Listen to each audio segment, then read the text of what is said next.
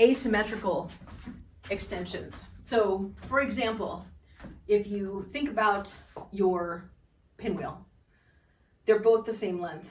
I could do an extension with my right, but not my left, or my left and not my right, right? So this is still together time, but one is going big while the other one is staying up in the same place at the head.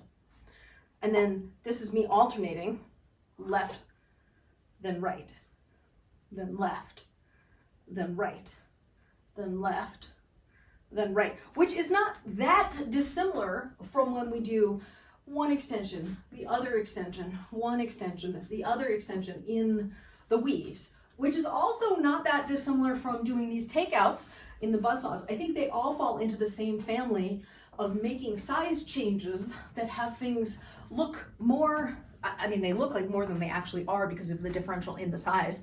And then if you want to make it even more pronounced, like if you're in a weave and you have one poi short and one poi long, right? Now this is just a regular weave with two different length pois. Pois, I don't know what's plural. And then if you did one hand extending the whole time, that creates a whole other effect, right? So my left hand is now both big and doing an extension because it's full length. Well, I guess technically this would be my full length. And that's even more pronounced because you have two completely different hand paths, even though you're doing the same old move. It just looks very different because that's, I mean, you know, the old adage, size matters.